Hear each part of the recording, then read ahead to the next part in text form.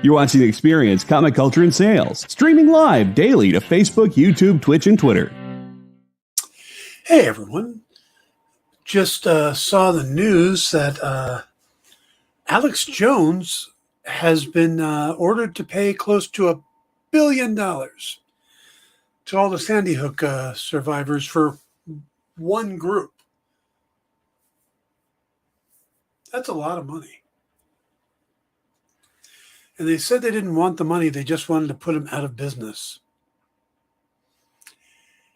That's probably going to do it. Just find that fascinating.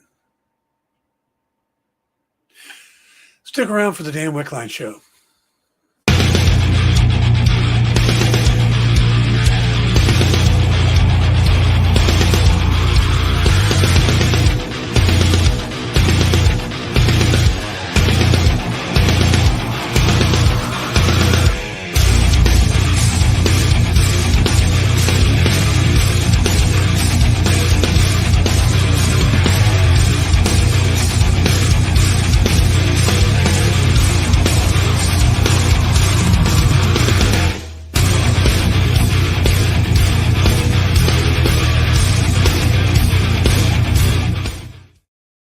Good afternoon, everyone. Welcome to the Dan Wickline Show here on The Experience. It is Wednesday. It is, as Josh points out, new comic book day. So I hope you guys are all headed to the store, picking up the latest offerings. There's some good stuff coming out this week. There's a new book coming out from Boom called The Approach you guys might want to check out. It's a horror story set in a small airport in the middle of a blizzard or a snowstorm. So it got some really good attention from us last night on in stores this week. There was a few other really good books too. Slipping my mind right now, but there is some, Teenage Mutant Ninja Turtles, the Vampirella Mind Warp, which is a really good series. Some good stuff. JD says, I wish, but he'll have a crowd of lunatics crowdfunding him back into the business in no time. Yeah, true. Hello, Triple B. Hello, Cool. Good to see you guys. We are going to be talking about two shows that'll be wrapping up this week. We're going to talk about the 7th episode of Rings of Power, with the 8th episode dropping on Friday. And then we will talk about She-Hulk from last week, which was the Daredevil episode, and prep kind of for tonight's finale. There's been a lot of rumors about what we're going to see tonight. So we will get all into that. The potential of a Red Hulk, things like that. So should be pretty interesting. But before we jump into that, I'm going to bring a conversation in here that I had over on TikTok. I asked everybody on TikTok who, if you were going to introduce somebody to James Bond, they've never seen a James Bond movie, and there are people out there who don't know James Bond. They, just like there's people out there who've never seen Harry Potter, they've never seen Star Wars, never seen Lord of the Rings. But James Bond is unique because there's 25 movies and there's been 6 different actors officially. 27 movies if you count the unofficial ones. And everybody has their favorite Bond. And it changes. I mean, different people... It's usually who was your first Bond is who you stick with. Not always. It's not the case for me. But I wanted to know if you had someone who was willing to sit down and watch one James Bond movie to give it a shot, to see if they were a James Bond fan. What James Bond movie would you put on? Would you go back to, Dr. No, the original? Would you go to Goldfinger? Probably one of the best Sean Connery ones. Uh, would you go to Pierce Brosnan with Goldeneye or The World Is Not Enough? Roger Moore, are you more into the gadgets and stuff with like Moonraker or Octopussy or A View to a Kill? Or would you go to some of the Daniel Craig stuff with Casino Royale or Skyfall?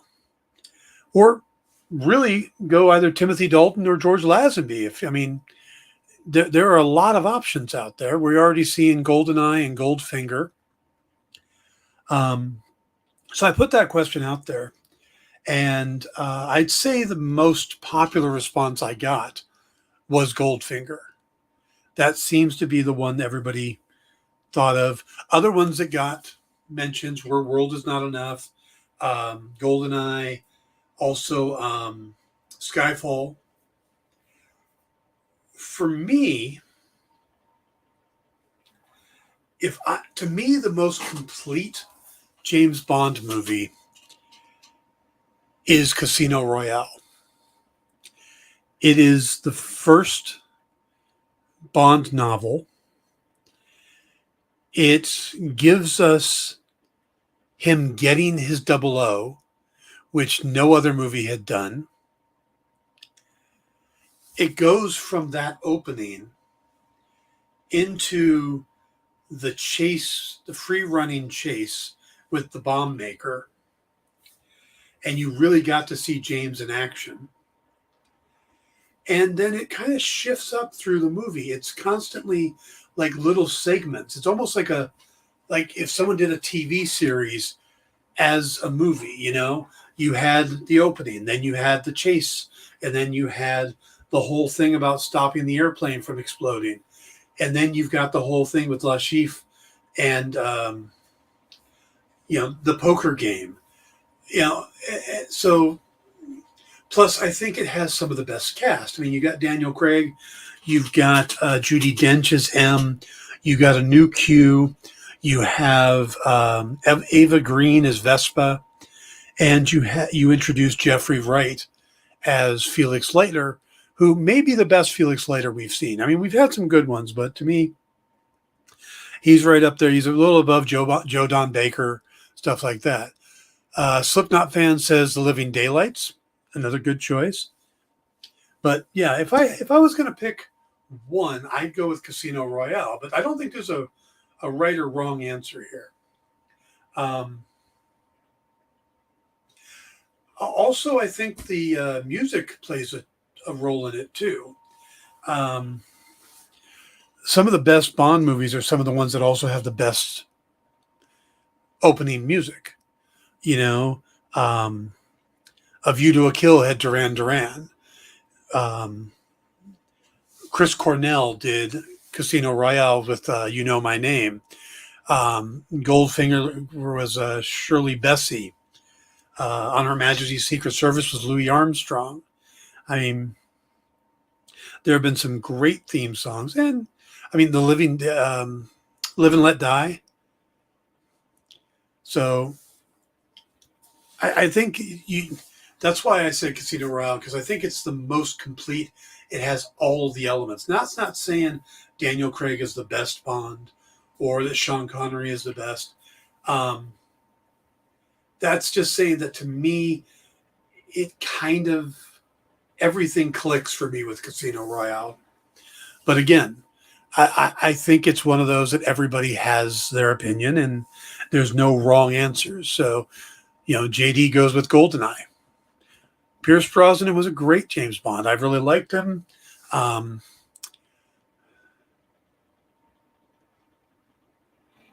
Yeah. See, that's one of the things I liked about Casino Royale was we don't get the James Bond, or even really the theme music until the end, until he's standing over Mr. White and he says it. And it's because he has to become James Bond. And that's why I think Casino Royale is complete, because for me, it's the origin story of Bond.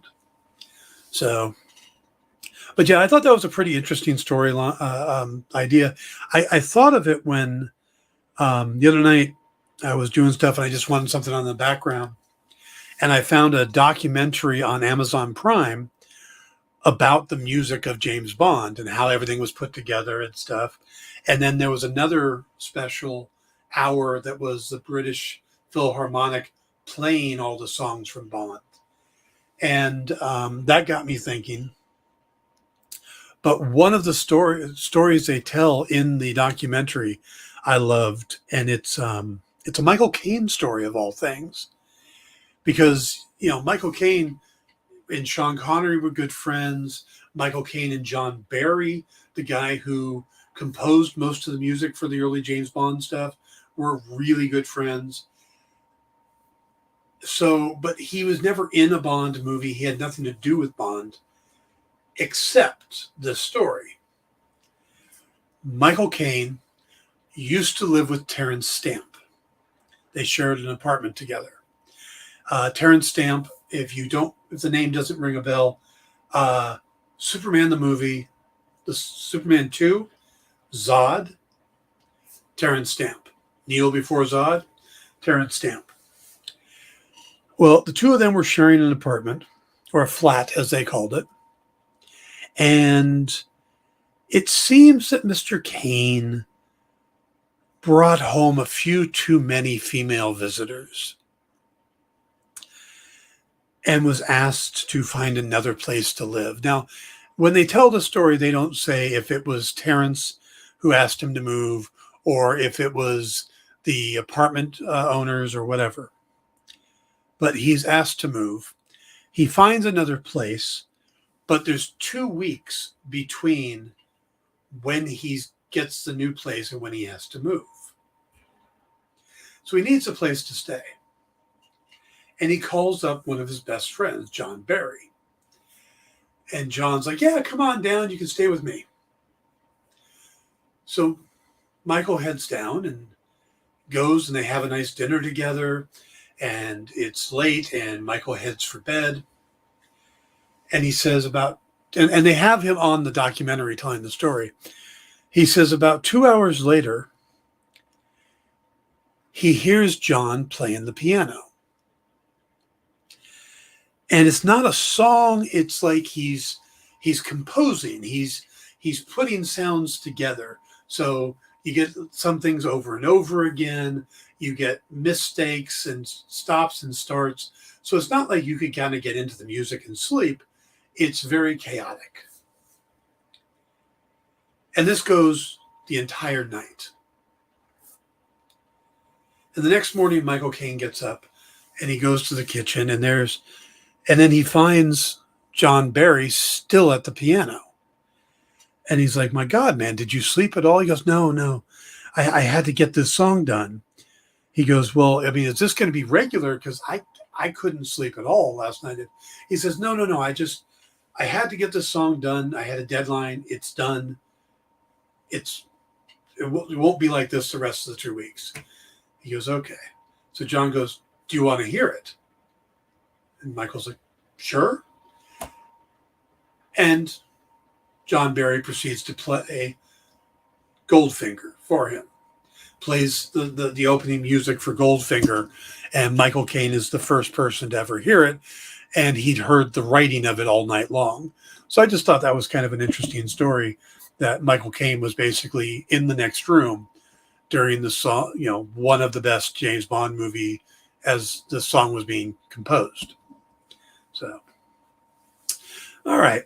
You know what? If JD is there, I'm going to say let's go ahead and jump to break early, and we'll come back and we'll start talking about Rings of Power. So take it away, JD. Join the party. Head over to our link tree to find all the links for everywhere the experience is all the time.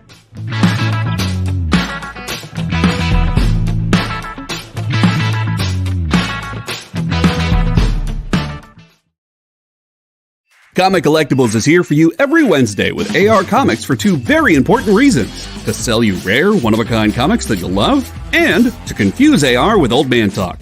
You see, Rex and John are, how should I put this, ancient as the roots of the mountains.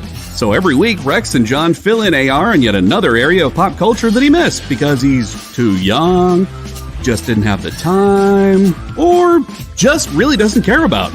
It's a real public service they provide. Come buy some super rare and unique comics, while old men explain long-dead sci-fi shows to a younger man making that confused puppy face. Every Wednesday from 6 to 8 Eastern with Rex, John, and AR Comics. Comic Collectibles on The Experience. Comic Culture and Sales. Imagine being at a convention and going to an interview panel that's just for you.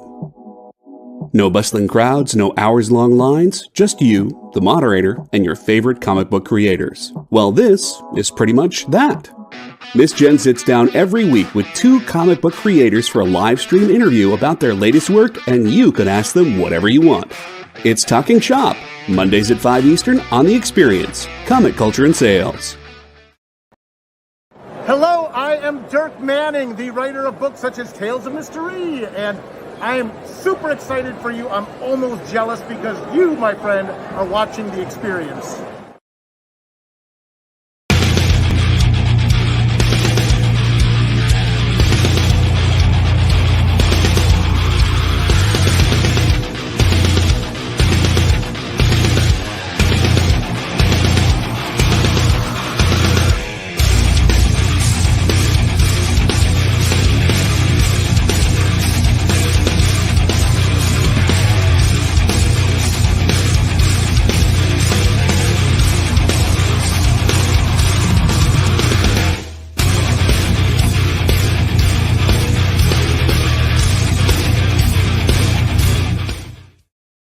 Hey everybody, welcome back to the Dan Wickline Show here on The Experience. Remember to stick around all day today.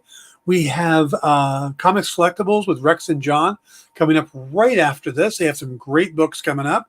And then we also have Wednesday Warriors tonight with Joey and Ambrosia talking about the latest pop culture stuff. So you definitely want to stick around for all of that. If you did just see the commercials just now, I thought it was kind of interesting. We have a commercial with Dirk Manning. And as long as I've known Dirk, he has always done this face cover thing. You know, he's always got his book up over his face or something. He always covers his mouth just up to about here. And I was just thinking about it in that video. He's got, a mask on for COVID, a pandemic mask.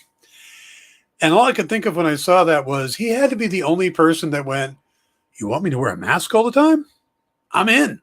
I'm good. Let's do that." So, by the way, Nick, how you doing, Nick? Good to see you. As Nick said, please hit the like and subscribe buttons down here.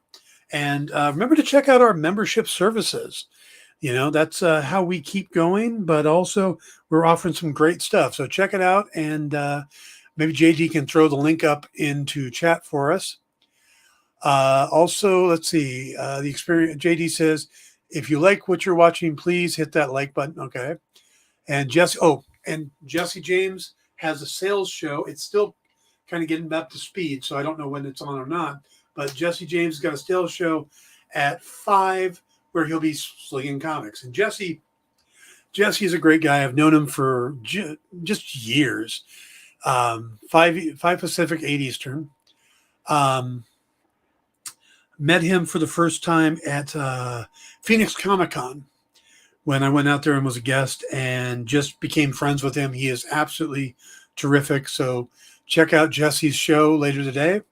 So Comic Collectibles, Jesse James show, and then Weekend Warriors. So that's a great lineup. So stick around for that. Josh says, caught Dirk at New York City, still masked. Yep.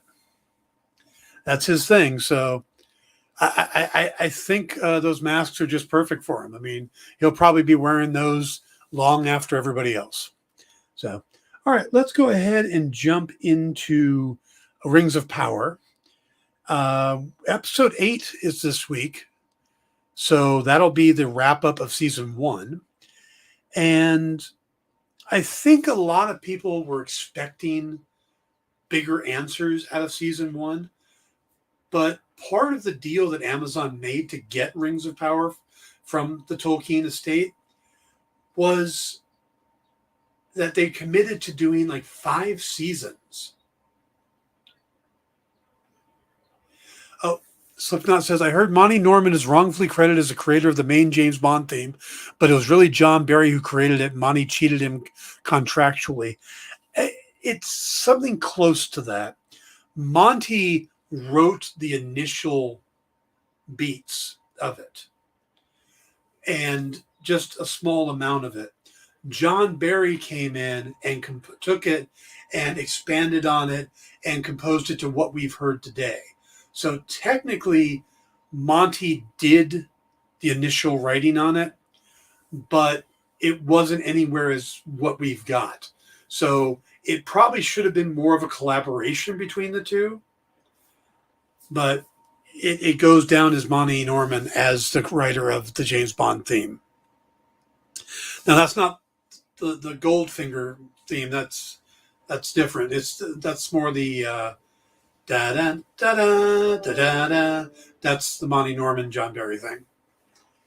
Okay, so we're talking about Rings of Power, and so yeah, I think a lot of people were expecting big payoffs. Who's the stranger? Where is Sauron? What's going on here? They're doing 5 seasons. This is just the first part. So you can take a lot of those expectations and push them for later. We'll get to them, but I don't see them doing them right away. I don't think it's going to be revealed who the stranger is. And I know they are so trying to make us think it's Gandalf.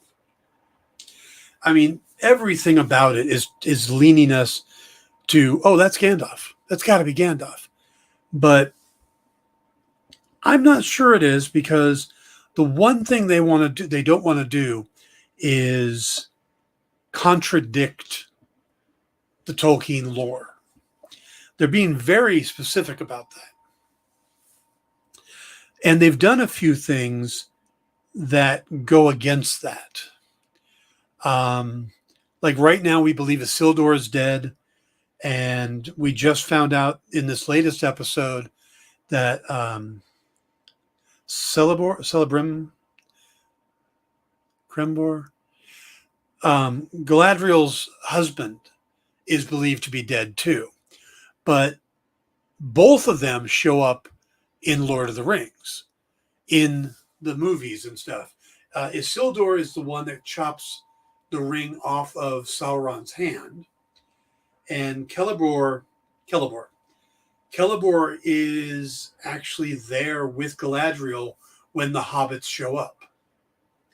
So something happens down the line. Celebrimbor comes back. Isildur is probably still alive. I think his horse ran off to rescue him. Nice horse. I mean, if your horse has got your back that good, that's a horse you want to keep. This episode, it felt like we really ramped things up in episode 6. You know, they took Durin and Elrond, they put them aside. They took the Hobbit or the Harfoots, put them aside, and the stranger, and they went, all right, we're just going to focus on Bronwyn and Arondir and dealing with the orcs and Adar and what's going on with Galadriel and Halbrand and the Numenor.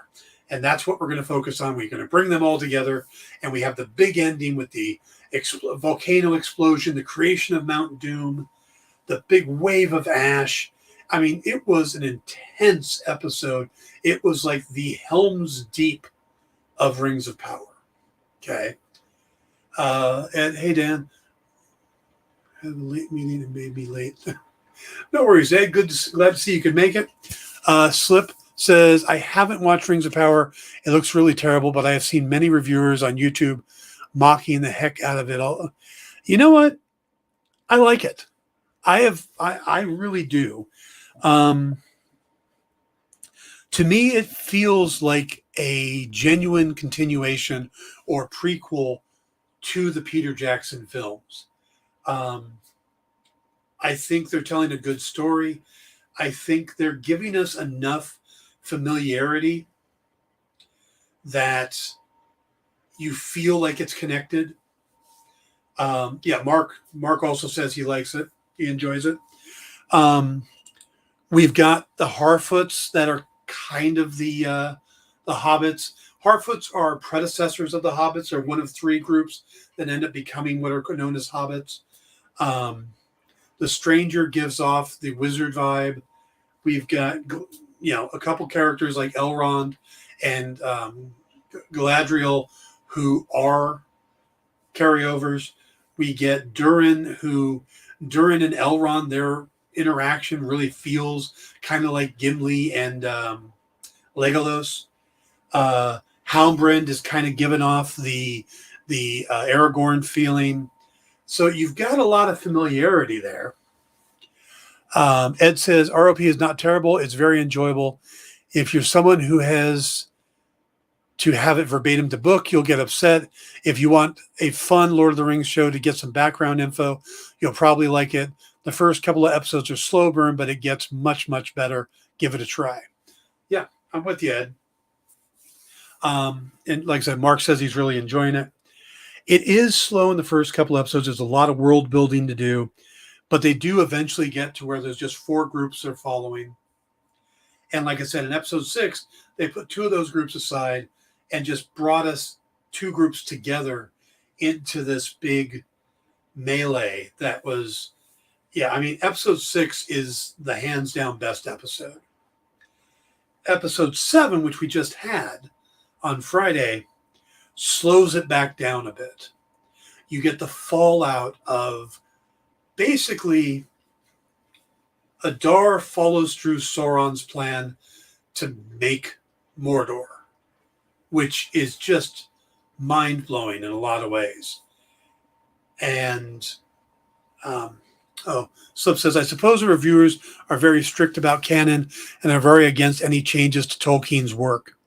See, that's the interesting thing, is that this isn't based on the Silmarillion. It's based on the appendices that are in Lord of the Rings novels or in the book. So they're putting together things that Tolkien put in as kind of additional material, but it's not a specific story they're telling. So they're putting a story together based on all these bits of information. So is it going to be exact? Is there going to be some changes? Yeah. But I think by the end of this, everything will be in place for what goes forward. And the Tolkien estate is really involved with this too. So I don't see that it's going to go that off. So Mark says, Adar claimed to have killed Sauron to save his Uruk, but is that a lie? He may have he may believe he's killed Sauron. Sauron is coming back. Sauron, we know, ends up working with Celebrimbor to create the rings, and he approaches him as a friend, stuff like that. So, yeah, Sauron's not dead. Sauron will appear somewhere in this series, but he will not appear as Sauron at first. He will come forth in another form. We just don't know which one yet. A lot of people think Halbrand might be it. I don't believe that anymore. Josh says, as someone not watching Rings of Power, I just keep thinking everyone's talking about Sonic the Hedgehog show. Yeah, pretty much. Yeah. Yeah, that's pretty much it, you know. A Rondeer is Sonic, and just the rest of the characters filter out that way. But this last episode, we get a deeper dive into Galadriel. And like I said, we find out about her husband being dead. But again, he's not, because he shows up later. And they're not going to make that big a mistake. So he's going to pop up at some point. And that might also be what kind of brings her back out of war. You know, right now, the Galadriel we have in Lord of the Rings is much more diplomatic, much more ethereal. The one we have now is much more ass kicker. and I think Celeborn returning will be what part of brings her back. Also defeating Sauron. But man, these names, Celeborn, Arondir, Adar. Let's see. JD says, from what I gathered from the books, the powerful beings in the world can lose their physical form and not die. Yeah. So Sauron can keep returning like that. Ed says they showed Sauron's silhouette in the preview in this week's episode in full armor. Ah, very cool. I did not see that. So we'll have to see how, if they are going to bring Sauron in, or if he'll be like a flashback. And maybe we'll see Adar killing him at that point. But I do know that he approaches Celebrimbor in disguise. So this episode really is the fallout of it. And I mean, Adar even changes the name of the Southlands to Mordor. And we see it change like it's writing on a map. It's kind of cool. I actually like that a lot. But they've really made it interesting. We get a lot more time with Durin. We see Durin and his father having a falling out. We see Durin is committed to helping his friend Elrond, which again, just the friendship between the two of them is fantastic. It's one of the best parts of the show. Also, we see a mini fellowship gets formed with Sadak and Nori and Marigold and Poppy as they decide to follow after the stranger once the mystics come and try to mess up with all the Harfoots. So there's a lot going on again. I don't know how much they're going to wrap up in the episode because, like I said, this is a 5-season thing. So don't expect a lot of answers. Expect a lot of open questions at the end of the season. They may give us one or two things, but overall, I think it's going to be left open for continuation with the next season, the season after. Triple B says, I'm so glad I started watching Rings of Power. It's funny. I watched the first episode of House of the Dragon or House of Dragons, and then I watched this, and I haven't been back to House of Dragons, which I thought was a good first episode. I thought it was interesting, but to me, story-wise, Rings of Power and Tolkien's, just all of Tolkien's work is the better universe, is the better world compared to what George R.R. Martin's doing. It's not saying Martin's stuff is bad.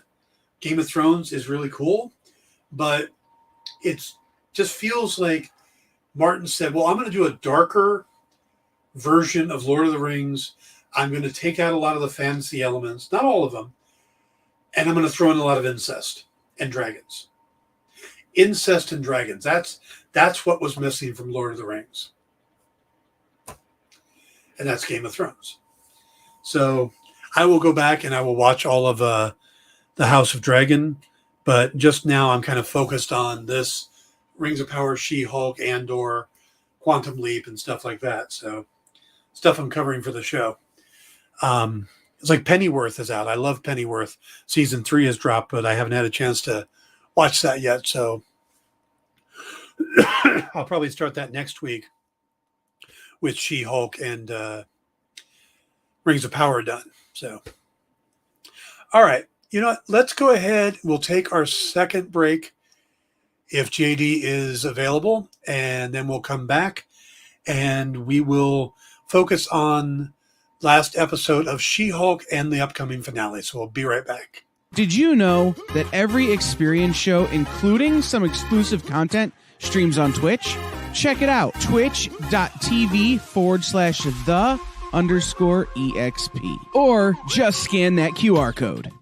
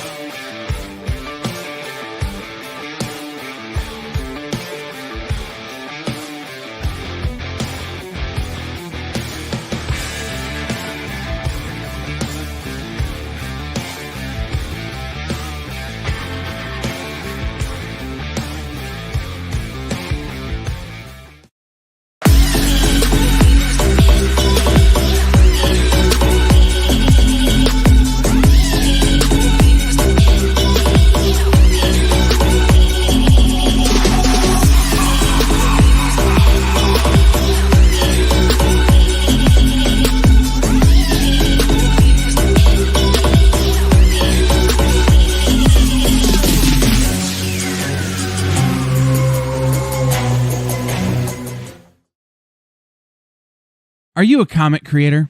Are you a publisher? Do you make a comic book product? Do you own a retail store? Do you do something I haven't thought of? Who are you and what do you do? Let us know by advertising on The Experience and invite our viewers to patronize your product.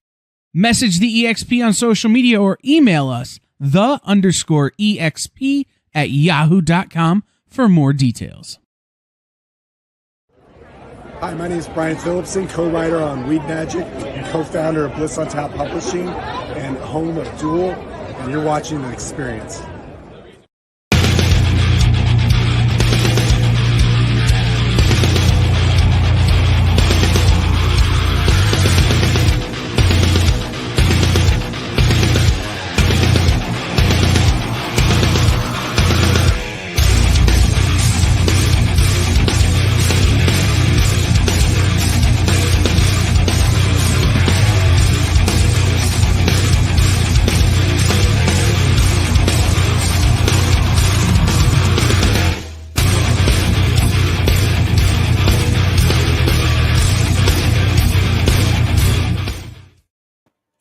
Hey everybody, welcome back to the Dan Wickline Show here on The Experience. It's New Comic Day. Remember to stick around. We got a good lineup tonight of comics collectibles with Rex and John. Then we have a sales show with Jesse James. And of course, Wednesday Warriors with Joey and Ambrosia. So stick around for all that. That's going to be a good lineup tonight. Ed, I agree with you. Ed says that the last episode felt like a season ending. At the end, everyone went on their own quest way, and then changing Southlands to Mordor. I honestly thought it was over until I saw the previews for this week. Yeah, I kind of got that same feeling. Which is why I missed the previews for the next one. But then I looked it up and like, oh yeah, there's one more. And then Triple B says he's got tickets for Halloween Ends. Comes out to theaters tomorrow. Good or bad, he can't wait. The Halloween movies have a special place in my heart. I am old enough to have gone to see Halloween 4 as the first date with the woman who would then eventually become my wife and now ex-wife. But so Halloween has a special place in my heart. So, I do kind of hope though they wrap it up. I think let's be done with it. We don't need to reboot it. Let's just finalize it and be good. Hey, Ken, good to see you, Kenneth. JD says, I'm not going to see it. I feel like the Halloween from 2020 was the perfect wrap up to the story. The next two just seemed like nostalgia money grabs. Really, nostalgia money grabs. Didn't we just have Top Gun? Isn't there a new Quantum Leap series? Nostalgia money grabs is all the rage right now. Slip says, all the Halloween movies seem the same. Not the third one. Season of the Witch was very different and was supposed to be different because John Carpenter didn't see Halloween as a Michael Myers series. He saw it as an anthology series where he was going to do Michael Myers and then a different thing and a different thing. The studio convinced him to do a second Michael Myers movie. He did. Then he did Season of the Witch for the third one. And the studio wanted to go back to Michael Myers after that. But originally, it was supposed to be a different kind of story each time. So the fact that you say they all seem the same, it's kind of ironic because they were never supposed to be. All right, let's talk about She-Hulk. We had the 8th episode of 9 last week, and it was probably my favorite episode so far because let's see. Ed says, I love Halloween 3 and it gets so much flack because it's not Michael, a very underappreciated movie. I agree. I absolutely agree. I really liked the 7th episode with Jen going up to visit Blonsky and her becoming part of the retreat and spending time with the group of villains. I thought that was really clever. There was some really good. I think the show is kind of finding its footing as it goes. So where some of the earlier stuff was a little bit funny here, a little bit funny there, I think it's gotten a lot funnier and a lot smoother and a lot better. I thought 7 was really good, but 8, bringing in Matt Murdock, tying the guy we saw walking out with the garment bag past She-Hulk, and then he becomes Leapfrog, the whole lawsuit, and Luke being sued and bringing in Matt to defend him, the bomb drop that the Sokovia Accords had been repealed. I mean, that's huge MCU news right there. And just, I thought the setup for the episode made a lot of sense, because if you're Luke and somebody is suing for your customer list and you make super suits for customers, you're going to reach out to the best lawyer who also happens to be a customer, and you're damn sure Matt's going to hop on an airplane and get his butt out there to protect Luke and the list. So I thought it was more than just a coincidence. And then Luke being kidnapped by Leapfrog for a new suit and stuff, all of that made just a ton of sense. Now, there's been a lot of talk online about how Daredevil was treated. Now, let me start by saying that Daredevil is my favorite Marvel character. Daredevil is the character that I want to write. If I could ever get in the door at Marvel, I would want to write Daredevil. And just loved the portrayal, because Matt can be very funny. Even in the Netflix series, you don't look at when he's fighting Kingpin or Bullseye or the ninjas and stuff. That just, that's intense. That's serious. Look at how Matt was when he interacted with Foggy or with, not Heather, it's Karen. Or, he had some good one-liners. He had some good jokes. And I don't think he was out of character. I think they portrayed him very much in character. They gave him a hallway fight. And they gave him, the yellow and red suit. Now, it was neat seeing the yellow and red suit, but I hope when it becomes Daredevil Born Again series, we go back to the red. Slipknot says, I like the Ben Affleck Daredevil movie. It's pretty underrated. I liked the director's cut of the Ben Affleck movie because the director had a better handle on the character. And if you haven't seen the director's cut, it's worth watching. It changes a lot of stuff. Ed says, I totally love Daredevil. That goes back to our talk last week about how true fans hated it 8 hours before the episode played. Exactly. Daredevil is exactly how he should be. Yeah. In the comics, Daredevil sleeps around like crazy.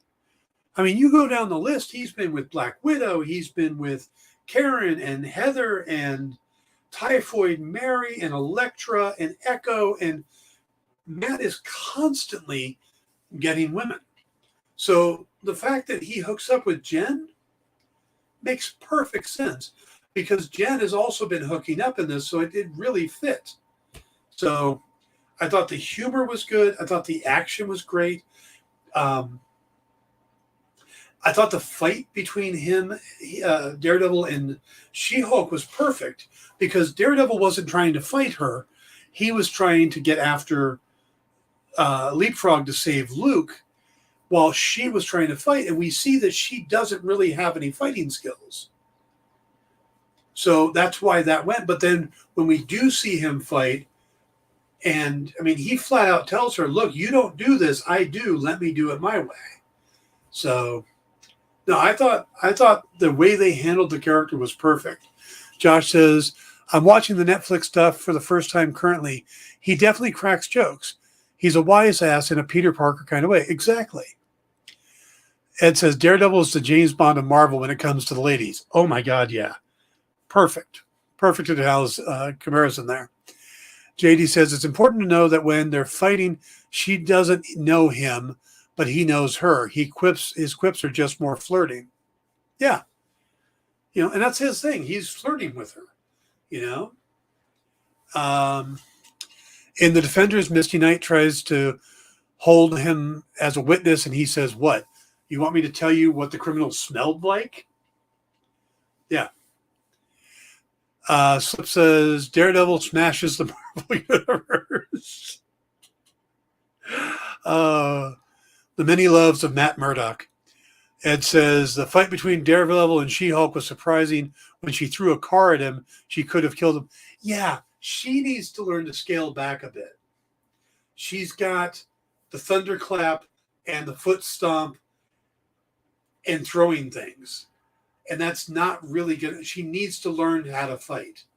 And I'm hoping that'll be future stories with her. But I thought all of that worked.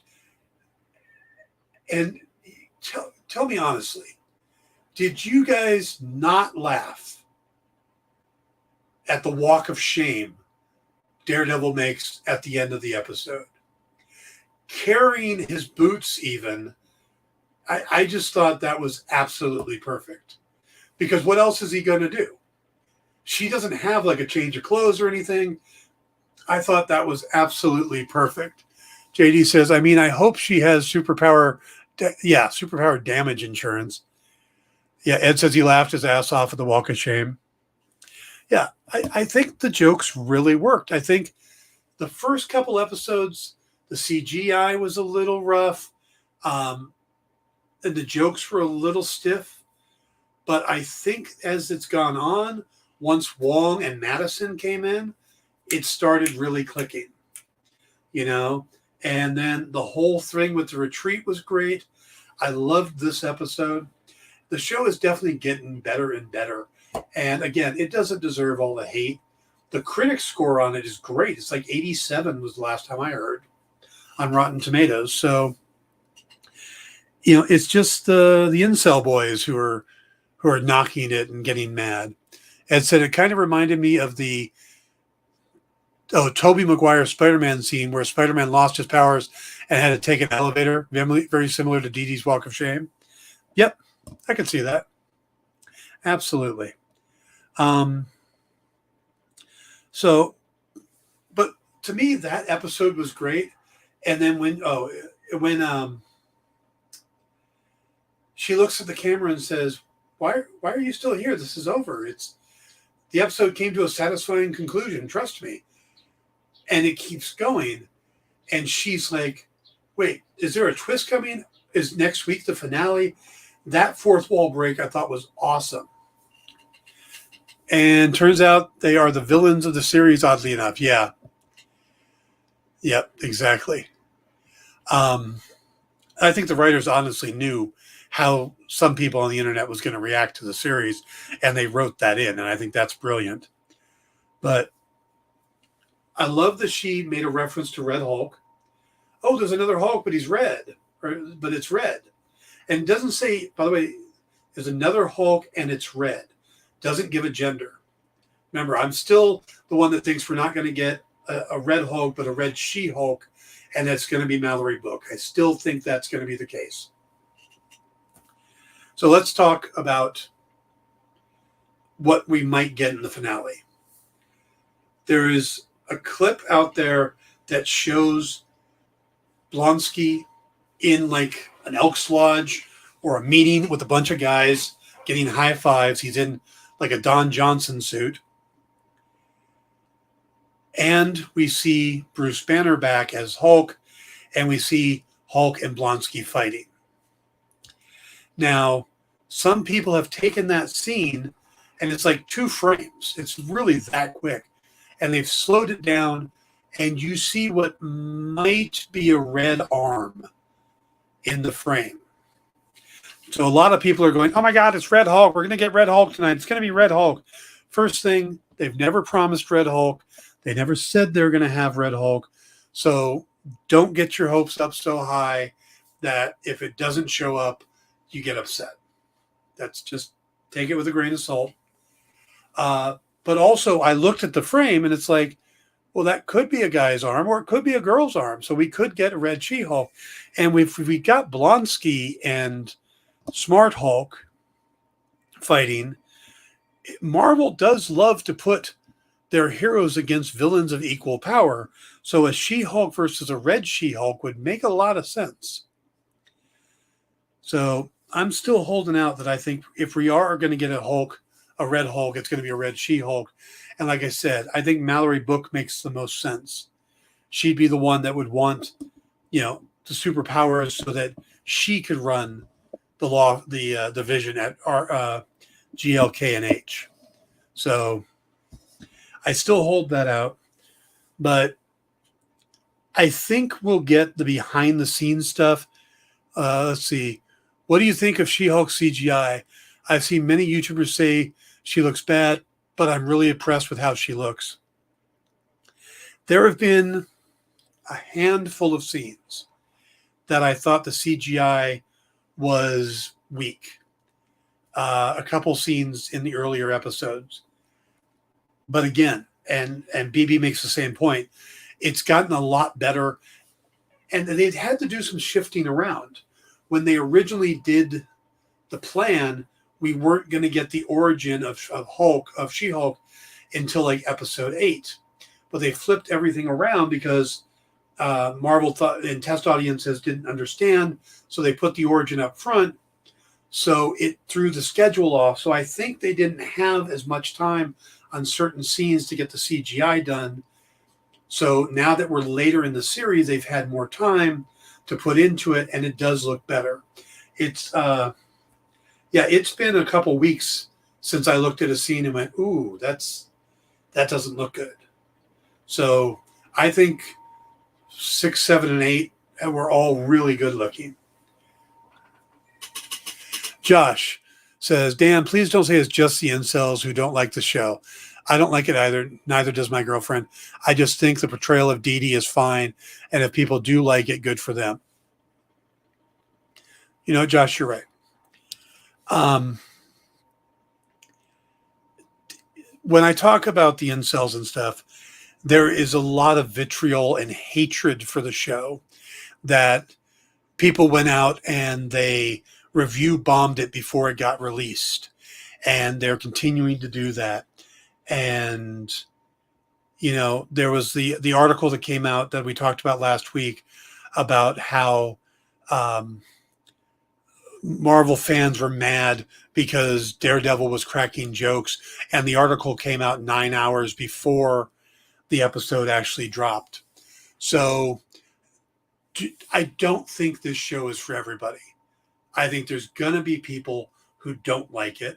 Just like there are people who like and don't like Miss Marvel. Moon Knight had people that liked and didn't like it. That's fair enough. There are plenty of people that do and don't like the show. Just like Rings of Power.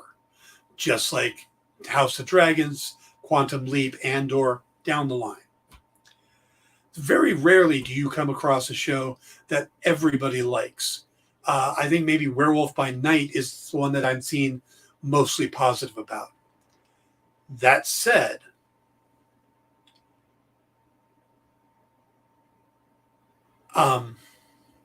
there are this vocal group. When I say incels, there is this vocal group of people that are attacking the show, that are going out of their way to bring it down. So I don't like a show, I ignore it. And I think the majority of people do. But the people that are going out of their way and the reasoning is because it's a female-led character. And an incel, it's... God, I don't know if I'm best one to describe that. It might be good to Google it, but an incel are basically these people that believe that men are right, men are perfect. You don't need a woman. You should never date. And it's just, and they attack anything that's female led. They attack Captain Marvel, Miss Marvel, She-Hulk. There was, Eternals, because that was mainly a female and diverse thing. So, but like I said, you could probably Google and get a better explanation of incel, or you could happily live. And I don't even want to talk about them anymore. So you could probably happily live without ever knowing what that is. So apologies, Josh, you're correct. Josh says, fair to spit back at the dummies out there. Yeah. If you don't like a show, just don't watch it and move on. And that's fine. But to actively go out and hate a show. Triple B says, I enjoy the show. Yeah. That's the thing, is that there are a lot of people out there who are actively campaigning against it. And those are the ones I'm talking about. So you and your girlfriend don't like it. That's fine. There's a lot of shows out there I don't like. I talked bad about the Terminal List because I thought it was a horrible show. There's a lot of people out there that love the Terminal List. So that's not the point I'm saying. I'm saying the people who are actively attacking the show. So apologies. It says, I think I'll live in blissful ignorance regarding incels. Good call there. So I hope I never have to bring them up again. So, basement dwellers is another good name for them. All right, guys, I'm going to have to wrap it up there. I look forward to the finale tonight. I look forward to the finale of Rings of Power. Tomorrow, if I can get them both watched, we'll talk about Quantum Leap, which has now been up to a full season order. And we'll talk about Andor. I'm hearing great about the new episode, but I won't be watching it until just after the show. So we'll talk about that tomorrow. Remember to hit your comic shop and stick around for Comics Collectibles with Rex and John, starting right now. Good night, everybody. Get the inside scoop on everything happening at the Experience every week. Join our mailing list by scanning the QR code at the bottom of the screen and then watching your email inbox.